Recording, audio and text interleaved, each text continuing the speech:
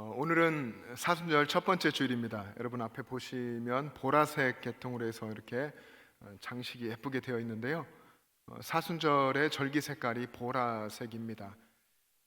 이 사순절 오늘 첫 번째 주일을 보내는데 기독교 전통에서 사순절에는 성도들이 금식하고 또 절제하고 경건하게 살기에 힘썼습니다.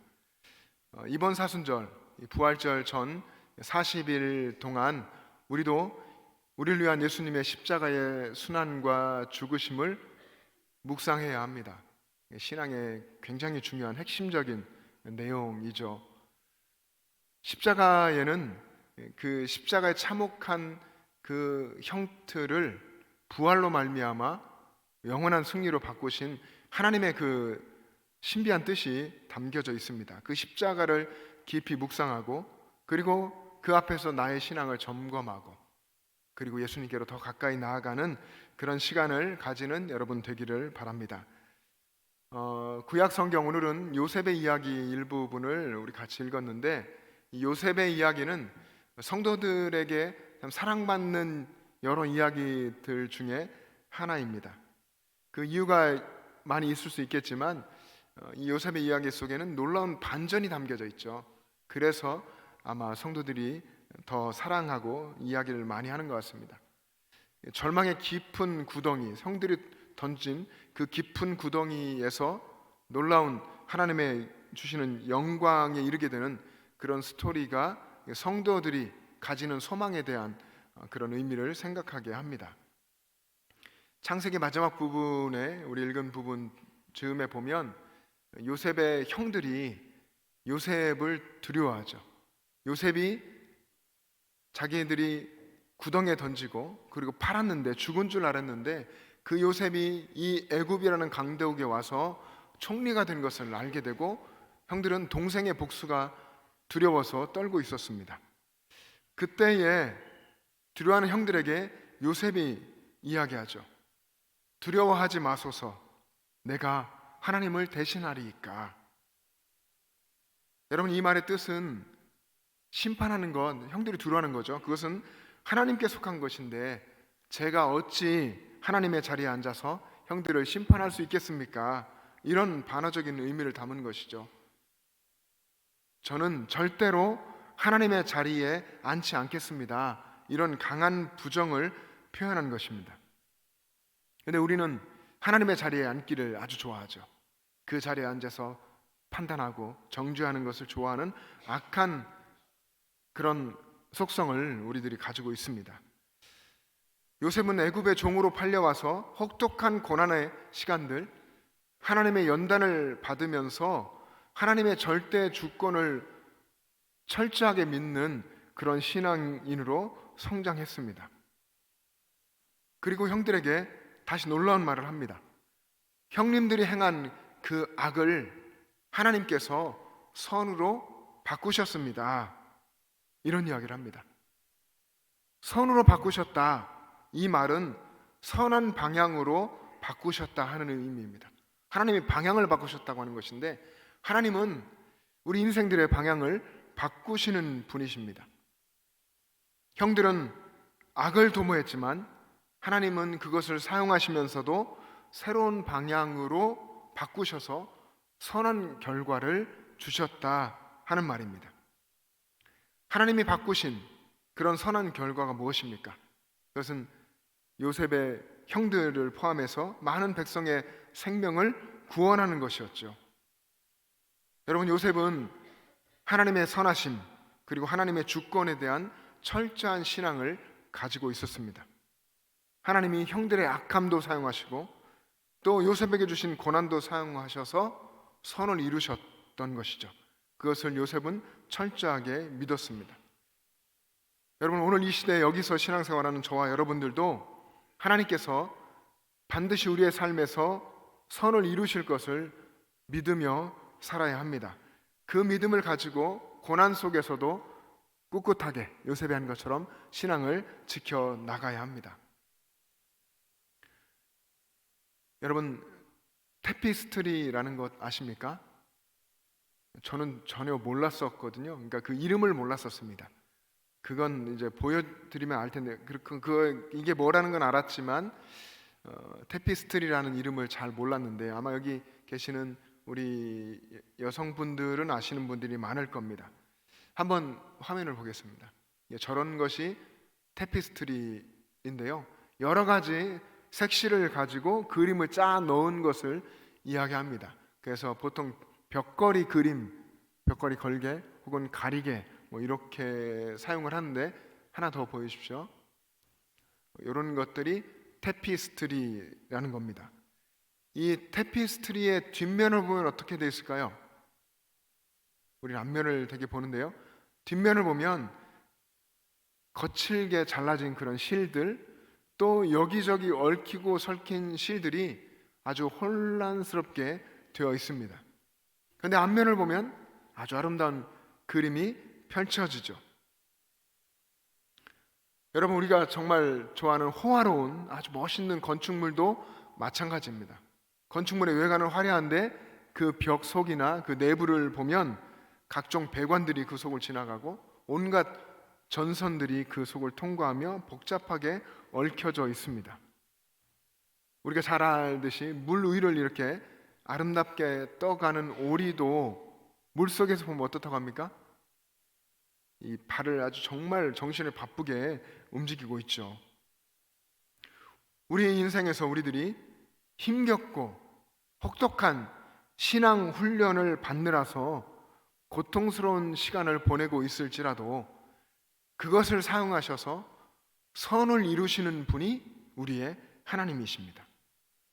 우리 하나님의 일하심을 믿고 고난 가운데서도 부지런히 믿음의 몸부림을 하고 그리고 이렇게 저렇게 이런저런 모습으로 고난을 헤쳐가다 보면 하나님께서 하나님의 시간에 모든 것을 합력하여서 선을 이루실 것입니다.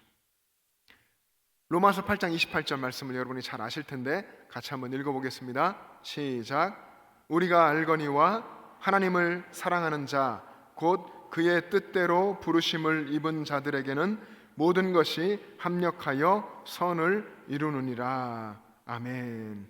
하나님을 사랑하는 자 곧 그 뜻대로 부르심을 입은 자들에게는 모든 것이 합력하여 선을 이룬다. 하나님은 그렇게 하신다 하는 것이죠. 오늘 우리가 읽은 본문 창세기 50장 20절도 이렇게 써 있습니다.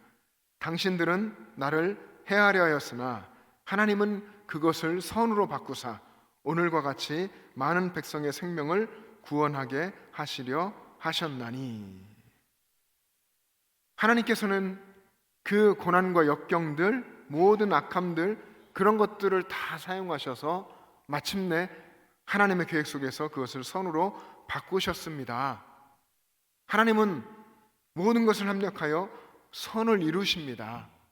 여러분, 이것이 성경 전체의 내용 속에서 가르쳐주는 중요한 내용입니다. 여러분, 이 세상의 주권이 하나님께 있음을 여러분 믿으십니까? 하나님께 그 주권이 있습니다. 우리가 주인이 아니고 하나님이 주권자이십니다. 우리는 이것을 하나님의 섭리라고 말을 하고 또 하나님의 경영이라고도 이야기를 합니다. 하나님은 요셉과 함께 계셨고 그의 모습은 고난의 연속이었지만 그러나 하나님 보시기에 그를 형통하게 이끌어 가셨고 그렇게 하나님 함께 하시며 요셉의 인생을 섭리하시고 요셉의 인생을 경영하시면서 그분의 선하신 뜻을 이루어 가셨습니다. 그런데 여러분, 하나님이 악을 선으로 바꾸시기 전까지, 그 전까지 요셉의 삶에는 수많은 역경과 고난들이 있었고 그것들을 견뎌야 했습니다. 너무 괴롭고 때로는 억울한 그런 삶을 살았습니다. 이것이 드러난 팩트죠. 우리가 보는 것입니다. 그런데 그 고난 속에서 요셉은 하나님의 선하심을 믿으면서 그리고 믿음으로 살아냈습니다. 인내하며 살았습니다. 여러분, 이것이 우리가 사실은 배워야 하는 부분입니다. 우리에게 하나님이 주신 우리의 삶이 녹록하지가 않습니다.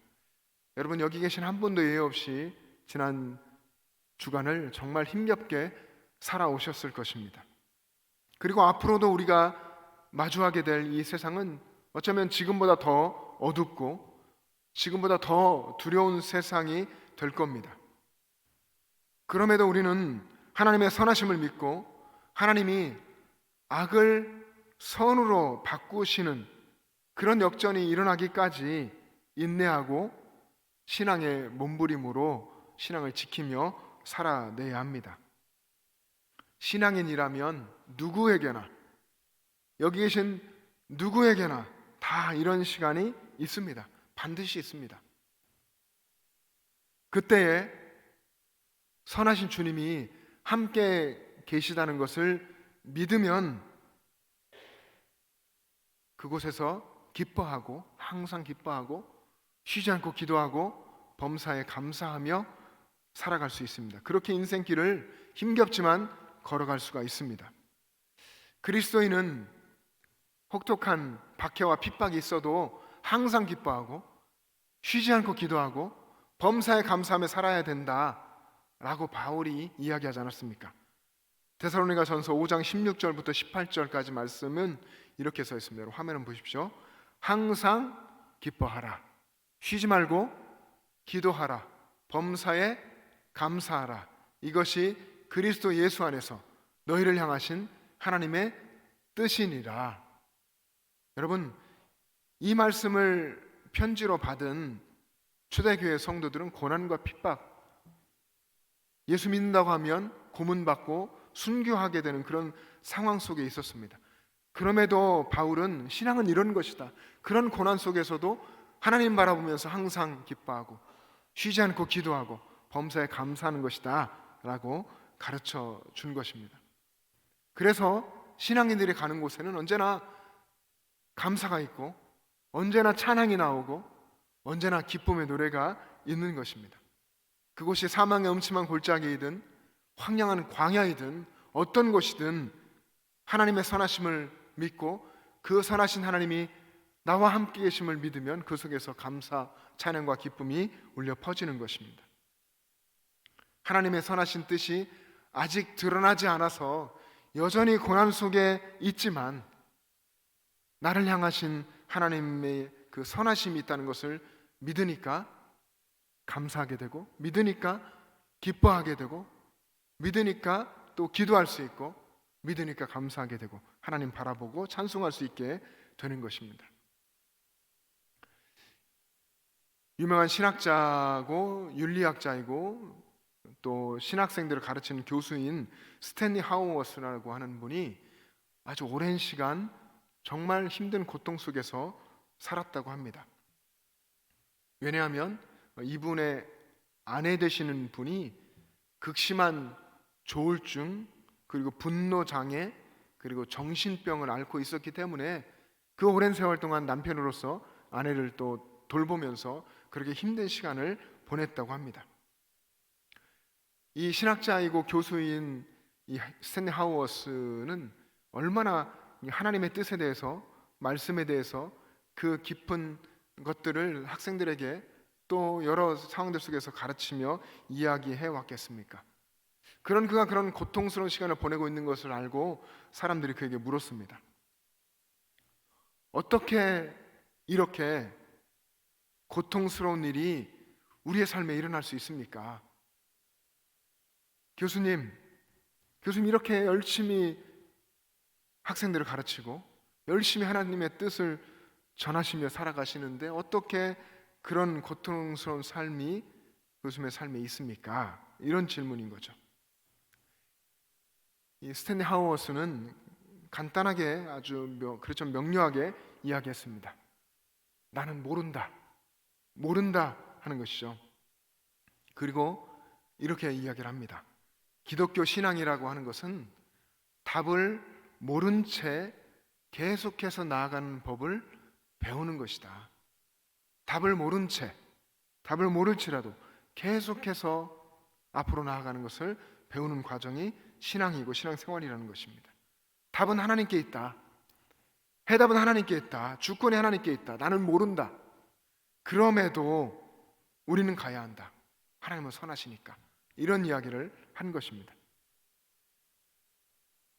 여러분, 우리는 고통의 이유를 궁금해합니다. 근데 그런 우리의 궁금증에 하나님께서 하나하나 세밀하게 다 설명하고 다 알려주시지는 않으시죠. 여러분, 예수님도 우리들의 고난의 문제를 해석하여 설명하여 알려주려고 하시는 대신에 십자가에 달리셔서 우리와 온 인류의 고통에 참여하셨습니다. 그리고 부활하심으로, 죄와 사망의 권세를 이기시고 부활하심으로 모든 고난당하는 이들, 우리들을 포함한 모든 고난당하는 이들에게 위로를 주시고 소망을 주셨습니다. 인간의 이성으로 이해할 수 없는 그런 하나님의 사랑, 때로 어떻게 이렇게까지 나를 힘들게 하시고 어떻게 이렇게 또 십자가를 통해서 이렇게 인간의 이성으로 감히 이해할 수 없는 그런 하나님의 사랑과 선하심을 믿으면, 믿고서 기꺼이 고난 속에서 하나님이 주시는 인생의 길을 신실하게 걸어가면 그것이 바로 우리 주님과 동행하는 것이 아니겠습니까? 이번 사순절 기간 또 여러분의 남은 인생길에서 이렇게 하나님의 사랑과 선하심을 신뢰하면서 신실하게 고난 속일지라도 믿음의 길을 걸어갈 수 있기를 바랍니다. 우리 사랑하는 영천제일 가족 여러분, 나를 향하신 하나님의 뜻이 무엇인지 아는 것보다 더 중요한 것은 나를 향하신 하나님의 뜻이 언제나 선하고 언제나 온전하고 언제나 인자하시다, 이런 것을 믿는 것입니다. 비록 내가 나를 향하신 하나님의 뜻을 지금 모른다 할지라도 내가 지금 하나님 안에 있고 하나님의 선하시고 기뻐하시고 온전하신 뜻 안에 있다는 것을 믿는 것만으로도 충분한 위로를 우리들은 받습니다. 서울에 가면 동안교회라고 하는 큰 교회가 있습니다. 동안교회는 청년들이 수천 명이 됩니다. 물론 어른들도 그렇고요. 그렇게 청년 목회를 아주 힘있게 감당하셨던 김동호 목사님이 은퇴하신 지가 오래됐는데, 은퇴하신 후에 여러 가지 암에 걸리셨습니다. 갑상선암, 폐암, 그리고 전립선암, 이런 암에 걸리셔서 이제 이 암과 싸우고 계시는데, 근데 이런 투병 생활을 하시면서 은퇴했지만 어떤 일을 하나님 앞에 내가 할 수 있을까, 이런 것을 고민하며 기도하시다가 자신과 같이 자신처럼 암으로 투병하는 그런 환자들을 위해서 내가 교회에서 설교하고 이렇게 목양하지는 못하지만 요즘 많은 사람들이 보는 유튜브 영상을 찍어서 새벽마다 이걸 올리면 좋겠다, 이런 생각을 했습니다. 그래서 매일 새벽마다 말씀 묵상한 것을 이야기하며 영상을 찍어서 올리시는데, 오늘이 아마 1793회 될 겁니다. 그것을 날기새, 아는 분 다 아실 겁니다. 날마다 기막힌 새벽이란 제목으로 유튜브에 매일 영상을 올리시거든요. 얼마 전에 알아서 평안한 게 아닙니다 라는 그런 내용의 영상을 올렸습니다. 알아서 평안한 게 아닙니다. 알아서 평안한 게 아니라 몰라도 평안합니다, 이런 거죠. 이 목사님이 이런 병이 있으시니까 어느 날 이제 병원에 가서 CT를 촬영하고 MRI를 찍게 됐는데, CT도 3곳이나 찍고 MRI는 뇌 MRI를 찍었다고 합니다. 목 CT를 찍었는데 갑상선 암 때문에 찍은 거고, 또 가슴도 CT를 찍었는데 폐암 때문에, 그리고 이제 복부도 찍었는데 전립선 암 때문에, 이렇게 3번의 CT를 찍고 혹시 이 암이 뇌로 전이되지는 않았을까 싶어서 뇌 MRI도 촬영을 했다고 합니다. 그리고서 하는 것은 이제 주치의가 무엇이라고 이 결과를 얘기해 줄지를 기다리는 거죠. 그런 어쩌면 환자에게는 산만한 시간, 긴장되는 그런 시간들을 보내고 있다고 하면서 이야기를 했는데, 사람들은 보통 알지 못하면 모르는 그 시간 불안한데, 그래서 어떤 사람들은 소위 무당을 찾아가고 점쟁이를 찾아가고 그래서 위로를 받아보려고 하는데, 불안한 부분이 인간에게 있기는 하지만 크게 불안하지는 않다. 왜냐하면 나는 믿음이 있으니까, 이런 말씀을 하십니다.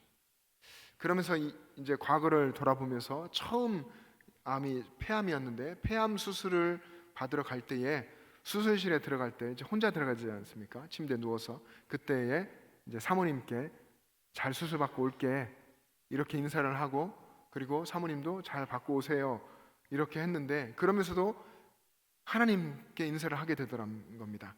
하나님 다녀오겠습니다. 근데 하나님이 같이 갈 건데 이렇게 마음에 말씀해 주시더랍니다. 그래서 그 하나님이 마음속에 들려주시는 말이 얼마나 위로가 됐는지 모른다, 불안함이 다 사라지더라, 이런 이야기를 하셨는데, 2년 후에는 또 갑상선암 수술을 받게 되셨는데, 그때에도 수술실 들어가면서 하나님께 처음이 생각나니까 같이 가주실 거죠? 라고 이제 마음으로 물었는데, 그럼 같이 가야지, 하나님이 그렇게 말씀하시더래요. 그리고 수술실 가서 누웠는데 그때는 천정에 놀랍게도 이사야 41장 10절의 말씀이 써 있다는 겁니다. 두려워하지 말라, 내가 너와 함께함이라. 이 말씀이 천정에 써 있었다는 겁니다. 그 말씀을 보는 순간 세상이 줄 수 없는 하나님이 함께하심을 깨닫게 되고, 함께하심을 믿으면서 누리게 되는 평안함이 몰려왔다는 것이죠. 그리고 하나님이 그렇게 말하는 것 같더랍니다. 내가 같이 간다고 그랬지, 이러는 것처럼. 앞일이 어떨지를 알아서 또 재발되지 않았으리라고 믿어서 평안한 게 아니라, 어디 있든지 수술실에 들어가든지 무엇을 하든지 하나님이 함께 하고 계시다고 하는 것을 믿으니까, 그 믿음이 있으니까 평안하다, 그런 말씀을 하신 겁니다. 여러분들은 다 어쩌면 지금 고난 속에 계실 겁니다. 그래서 우리는 지금 이 고난, 내게 있는 이 고난이 없었으면 좋았을 걸, 그렇게 생각을 하지만, 우리가 진짜 생각해야 되는 것은 지금 겪고 있는, 내게 주신, 내게 허락하신 이 고난을 통해서 하나님께서 내게 하실 일, 하나님께서 나를 통해서 하신 일이 무엇인지를 기도하고 또 구하며 말씀을 보며 알아가는 것이 필요합니다. 어떻게 하면 하나님의 뜻을 알고 어떻게 하면 하나님의 뜻을 따라서 살아갈 수 있는 것인지를 계속 묻고 찾아가야 하는 것이죠. 그것은 기도를 통해서, 하나님 앞에 엎드리는 기도를 통해서, 그리고 하나님이 주신 이 기록된 하나님 말씀을 읽고 묵상하고 이 말씀을 통해서 알아가는 것입니다. 그리고 하나님의 뜻에 순종하고, 하나님의 뜻이 지금 표현되어 드러나지 않았어도 그 하나님의 뜻을 향해서 인내하고 기다리는 삶을 살아가야 하는 것입니다. 여러분, 우리는 성경을 읽으면서 하나님의 크신 계획하심, 하나님의 크고도 놀랍고 광대하고 또 선하신 계획, 그리고 그것과 대비되는 우리들의 좁은 시야, 이것을 만나게 됩니다. 우리 이 눈에는, 육신의 눈에는 요셉이 형통한 사람처럼 사실 보이지 않습니다. 결코 그렇지 않아 보이죠. 하나님이 분명히 함께 하시는데, 근데 요셉은 점점 더 힘든 고난 속으로 빠져가는 것 같습니다. 하나님의 계획, 그리고 우리들이 기대하는 바, 여기에는 정말 확연한 차이가 있어 보입니다. 근데 분명한 것이 또 있죠. 하나님의 계획, 하나님이 가지신 그 선하신 계획에는 어떤 결함도 없다는 것이죠. 요셉은 형들의 악함, 또 다른 애굽의 많은 사람들의 악함 때문에 더 극심한 고난으로 내몰렸습니다. 하지만 하나님은 그것을 선으로 바꾸어 주셨습니다. 요셉은 창세기 끝자락에 가서야 그것을 알죠. 그리고 요셉이 그렇게 고백합니다. 하나님의 놀라운 섭리, 하나님의 놀라우신 경영을 발견하고 고백하는 것이, 하나님은 그것을 선으로 바꾸셨습니다. 하나님은 악함을 선으로 바꾸셨습니다 하는 고백이었습니다. 여러분, 지금 우리가 살고 있는 이 시대에도 하나님은 마찬가지로 똑같이 역사하십니다. 때로 교회를, 때로는 성도된 우리들을 우리가 원치 않는 자리로 내몰아 가시기도 하십니다. 그런 자리에 몰리게 될 때 우리는 쉽게 분노하고 또 너무나도 쉽게 하나님을 원망하곤 합니다. 근데 그때에 우리는 너무나 잘 알려진, 우리가 너무 잘 아는 이 요셉의 이야기를 생각해야 합니다. 현실에 당하는 이 당장의 고난과는 비교할 수 없는 하나님이 앞으로 주신 놀라운 영광, 그런 계획이 하나님 안에 있음을, 숨겨져 있음을 반드시 기억해야 합니다. 우리의 현실이 답답하고 또 막막해 보일지라도 하나님의 선하신 계획이 조금의 차질도 없이 하나하나 하나님의 그 놀라우신 손길 아래에서 이루어져 가고 있습니다. 이 하나님의 주권, 이 하나님의 선하심을 믿는 믿음이 저와 여러분 가운데 분명히 있어야 됩니다. 그런 믿음을 가지고 살아가는 여러분 되시기를 주님의 이름으로 축복합니다. 기도하겠습니다.